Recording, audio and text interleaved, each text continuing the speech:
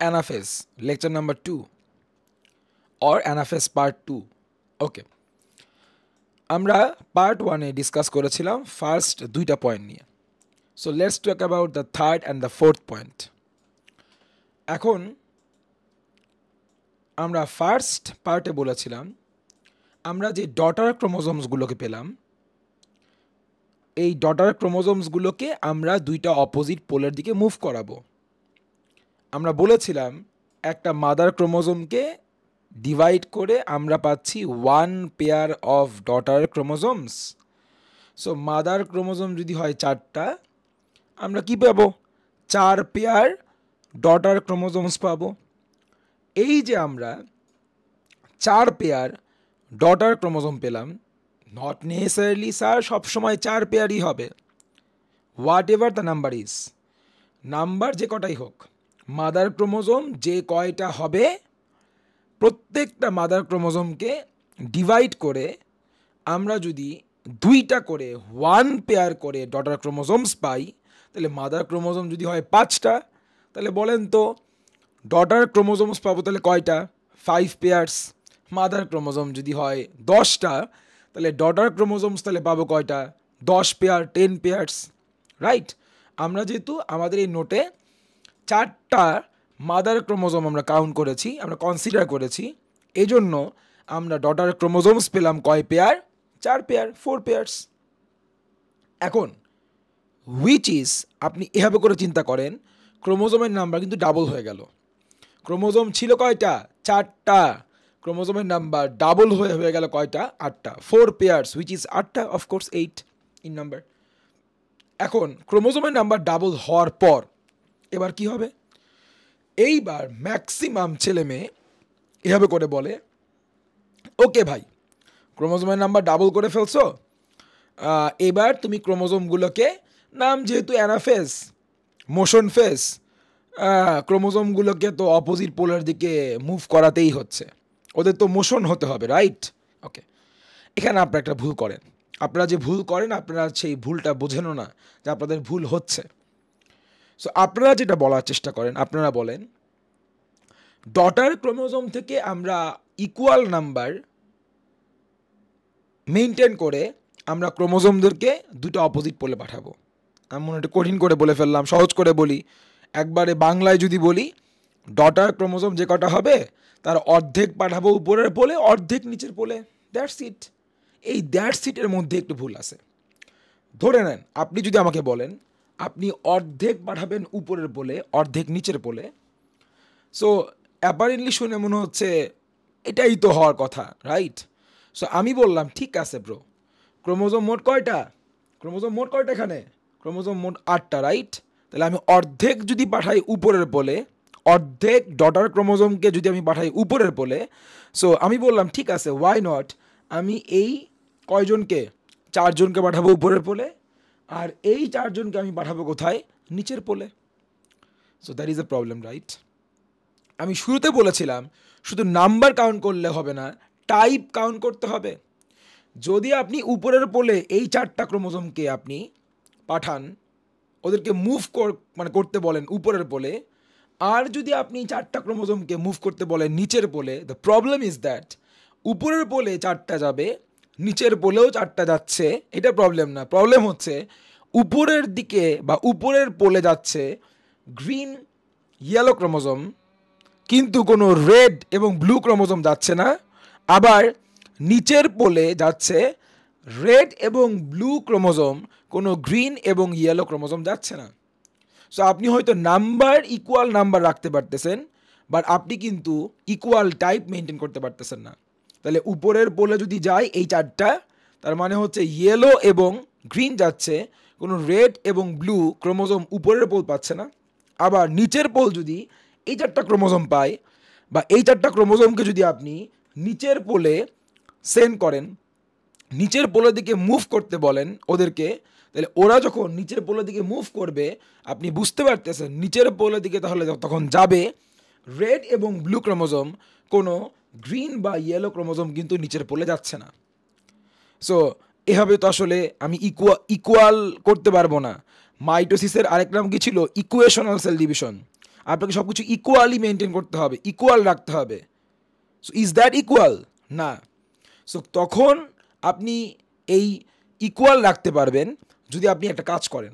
সলিউশনটা হচ্ছে আপনি প্রতি পেয়ার থেকে একটা করে পাঠাবেন উপরের পোলে, একটা করে নিচের পোলে। এখন বলেন এখানে পেয়ার মোট কয়টা? 4টা পেয়ার। প্রত্যেক পেয়ার থেকে যদি আপনি একটা করে উপরের পোলে পাঠান, তাহলে 4 পেয়ার থেকে উপরের পোলে যাবে কয়টা? 4টা। প্রত্যেক পেয়ার থেকে যদি একটা করে উপরের পোলে যায়, তাহলে এখানে পেয়ার যদি হয় 4টা, 4 পেয়ার, তাহলে 4 পেয়ার থেকে তাহলে উপরের পোলে ক্রোমোজোম যাবে 4টা। এবং প্রত্যেক পেয়ার থেকে একটা করে যদি নিচের পোলে আপনি পাঠান, তাহলে 4 পেয়ার থেকে নিচের পোলেও ক্রোমোজোম যাবে কয়টা? 4টা।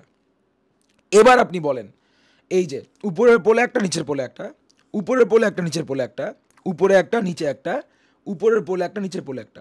এবার উপরের পোলে কিন্তু 4টা ক্রোমোজোম গেল, 4টা ক্রোমোজোম গেল, এবং কয় টাইপের গেল? 4 টাইপের ক্রোমোজোম গেল।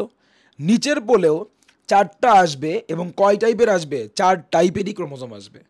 সো দ্যাট ইজ হাউ আসলে আপনি এই ইকুয়াল রাখার ব্যাপারটাকে মেনটেন করতে পারবেন।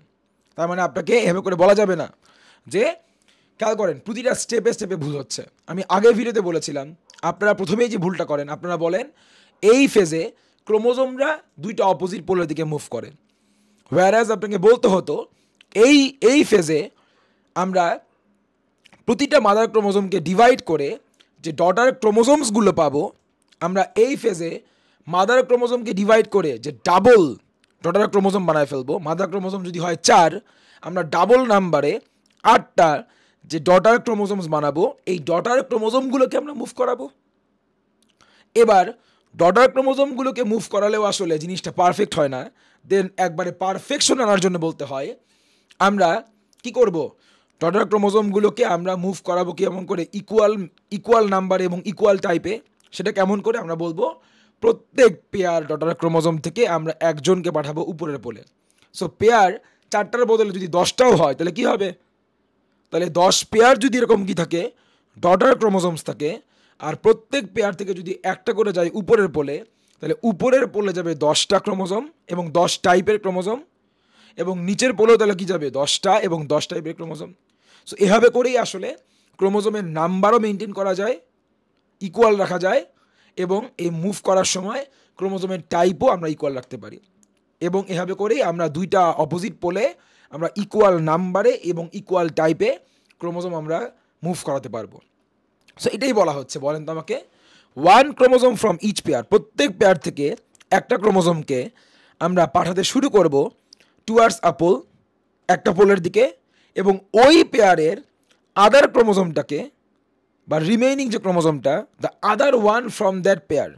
তাহলে আমাদের এই পেয়ার থেকে একটা ক্রোমোজোমকে আমি যদি উপরের পোলে পাঠাই, তাহলে ওই পেয়ারেরই যে আদার ক্রোমোজোমটা যেটা থাকলো, তাকে আমরা মুভ করাবো কোন দিকে?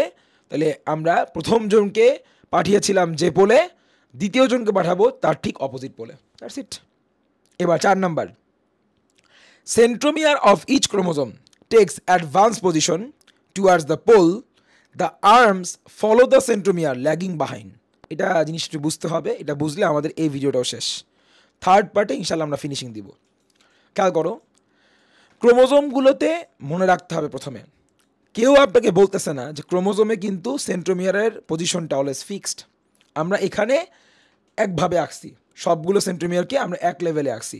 তার মানে এই না অ্যাকচুয়ালি আমাদের যে ডটার ক্রোমোজোমগুলো তৈরি হলো বা আমাদের সেলের ভিতরে যে ক্রোমোজোমগুলো আছে, সবার আসলে সেন্ট্রোমিয়ারের পজিশন যে ফিক্সড, এটা আসলে না। আপনি দেখলেই বুঝতে পারতেছেন। এই ক্রোমোজোমটাতে সেন্ট্রোমিয়ারের পজিশনটা কোথায়? ঠিক মাঝখানে।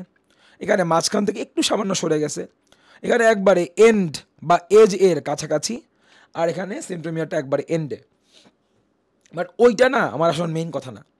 আমার মেইন কথা হচ্ছে, সো যখনই আপনি ওই যে বললাম ইকুয়াল নাম্বারে ইকুয়াল টাইপ অফ ক্রোমোজোমকে একটা পোলের দিকে মুভ করাবেন, সো মুভ করার সময় কি হবে খেয়াল করো তো, এই পোলের দিকে অ্যাডজাসেন্ট না আসলে বলবো না, টুয়ার্ডস দ্য পোল বলবো, রাইট?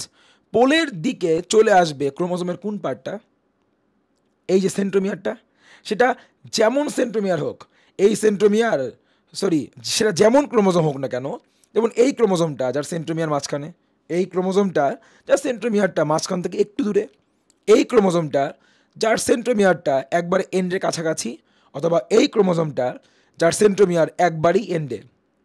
সো ক্রোমোজোম যেমনই হোক, তাহলে কোনো ক্রোমোজোমে সেন্ট্রোমিয়ারের পজিশন যেখানেই থাক না কেন, যখনই সেই ক্রোমোজোমগুলো, যখনই সেই ক্রোমোজোমটা বা এই ক্রোমোজোমগুলো যখনই অপোজিট পোলের দিকে মুভ করতে নেবে, কোনো পোলের দিকে যখন যেতে শুরু করবে, তখন এই সবগুলো ক্রোমোজোমেরই কী হবে, এই যে সেন্ট্রোমিয়ার নিবে হচ্ছে advance position towards the pole, পোলের দিকে ও পজিশন নিবে সেন্ট্রোমিয়ার, আর আর্ম দুটো কী করবে, চলে আসবে পিছনে।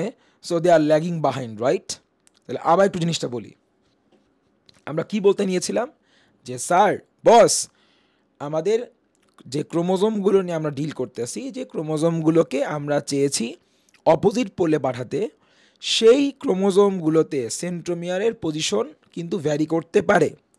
বাট বিফোর দ্যাট মনে রাখতে হবে সেটা তো হোক, এখন সেন্ট্রোমিয়ারের পজিশন যেখানেই থাক না কেন, আপনি খেয়াল করেন সব টাইপের ক্রোমোজোমেরই একটা জিনিস কিন্তু হচ্ছে, যেই ক্রোমোজোমের সেন্ট্রোমিয়ার একবার এন্ডে, যার সেন্ট্রোমিয়ার এন্ডের কাছাকাছি, যার সেন্ট্রোমিয়ার একবারই মাঝখানে, what ever the scenario is, আমরা দেখতেছি যখনই ওই ক্রোমোজোমটা মুভ করতেছে, তার সেন্ট্রোমিয়ার কোথায় চলে আসতেছে, সামনে অ্যাডভান্স পজিশন নিচ্ছে টুয়ার্ডস দ্য পোল, এবং তার আর্ম দুইটা কিন্তু চলে আসতেছে পিছনের দিকে।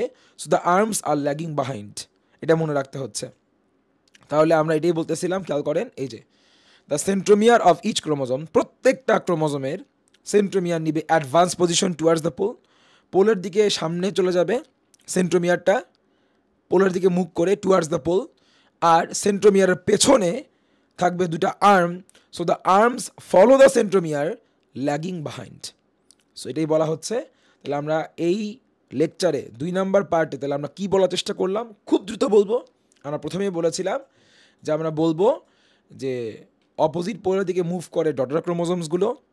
তাহলে আমাদের মুভ করানোর ব্যাপারটা হচ্ছে এরকম, আমরা প্রত্যেক পেয়ার মাদার ক্রোমোজোম থেকে কিন্তু পেয়ারে পেয়ারে তৈরি হচ্ছে ডটার ক্রোমোজোমস। এমন করে প্রত্যেক পেয়ার ডটার ক্রোমোজোম থেকে আমরা একজনকে পাঠাবো উপরের পোলে, আর ওই পেয়ারের আরেকজনকে কী করব, পাঠাবো নিচের পোলে। এমন করতে পারলে যতগুলো পেয়ার ক্রোমোজোম ডটার ক্রোমোজোম পাবো আমরা, এখানে যেমন 4 পেয়ার ডটার ক্রোমোজোমস আছে, তার থেকে আমরা 4 জনকে পাঠাবো উপরের পোলে, 4 জনকে এবং 4টা ক্রোমোজোমকে এবং 4 টাইপের ক্রোমোজোমকে, কারণ প্রত্যেক পেয়ার থেকে যাচ্ছে হচ্ছে একটা করে। আর নিচের পোলেও আমরা কী পেয়ে যাব, 4টা এবং 4 টাইপের ক্রোমোজোমই পাবো। এভাবে করে কি হবে, এই যে উপরের পোলেও গেল 4টা, নিচের পোলেও আসলো 4টা, উপরের পোলেও 4 টাইপের, নিচের পোলে আমরা কী পেলাম 4 টাইপেরই ক্রোমোজোম পেলাম। এমন করে আসলে আমরা দুটো অপোজিট পোলে ক্রোমোজোমের নাম্বারকে ইকুয়াল রাখতে পারবো, এবং ইকুয়াল রাখতেই হবে, কারণ এর নামই তো, মাইটোসিসের আরেক নামই তো ইকুয়েশনাল সেল ডিভিশন।